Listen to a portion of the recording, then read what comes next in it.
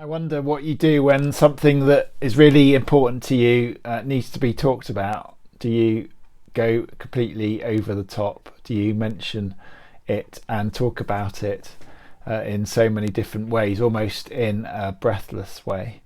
Well, that's kind of what we've got here as we start our new sermon series in the book of Hebrews. The opening sentence, well, it is a sentence in the original language. We have it broken up, but just listen to me as I read this and just close your eyes and think about what is the main thing, or who is the main person that the writer of this is mostly concerned about. So it says this is chapter 1 of Hebrews, verses 1 to 3.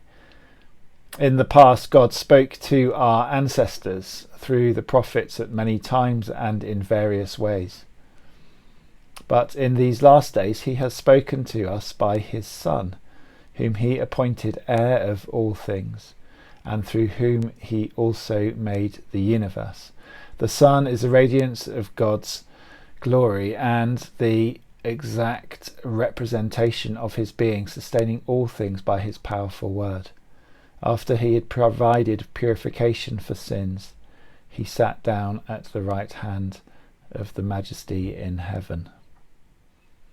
So as we start this book of Hebrews, there are three kind of big themes that I'm conscious that we need to sort of have in mind that are introduced at the start of this. The first is God the Father. It's amazing, isn't it, that God has chosen to speak to us, his creation. It says here that he has spoken through the Old Testament. We understand what those words mean, that he's spoken to people in the past and through his prophets, and we have that recorded in the Old Testament. So when we think about our faith or our practice as Christians, we need to really hold the Old Testament really close to us, to understand it in the light of what the writer of the Hebrews is saying, that God has spoken through his word. It's recorded in here for our benefit. It reveals us his character. It reveals how he sees us, how we are seen by God and we see ourselves as humanity. But it also points, the Old Testament also points to Jesus. We see that in Psalm 2. If you've got a minute, flick to Psalm 2, where it says that God is going to appoint his Son as the ruler. That points to Jesus. So when we read the Old Testament, we need to be thinking, how does this point to Jesus, who is God's ultimate revelation? And the obvious other person that is mentioned in these opening words is Jesus himself.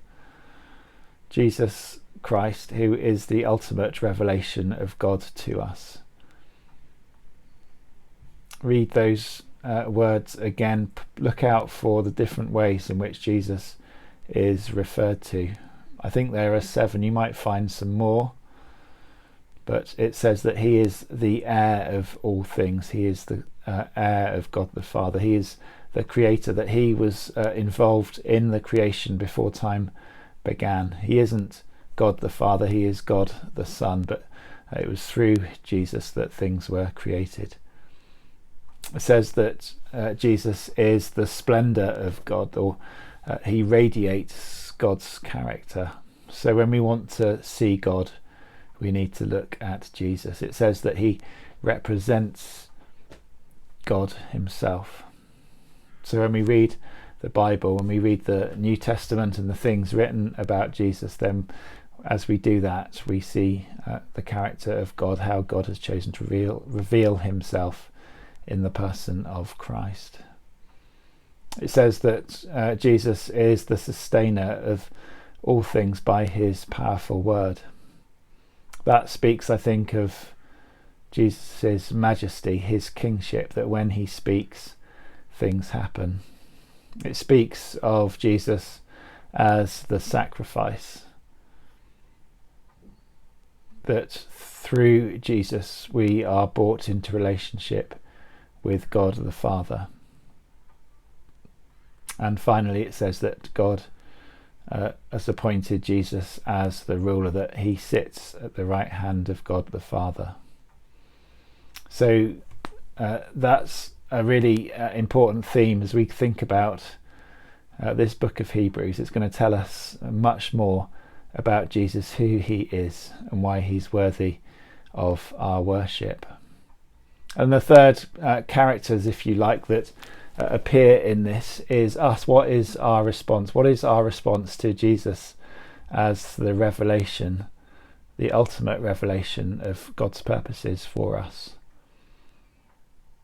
When we think about ourselves, we can think about our situations, we can think about how we choose to worship. But what the writer of Hebrews is urging us to do is to put Jesus at the forefront as the main thing that we should and who we should think about. So we're going to unpack that over these next few months. It's going to be really exciting, and I urge you to dig deep, to ask those difficult questions, to really work hard to understand some of the things that the writer of the Hebrews says. We'll try our best to help you with that, and so looking forward to spending this next bit of time with the book of Hebrews and you guys. All right, cheers, take care, bye.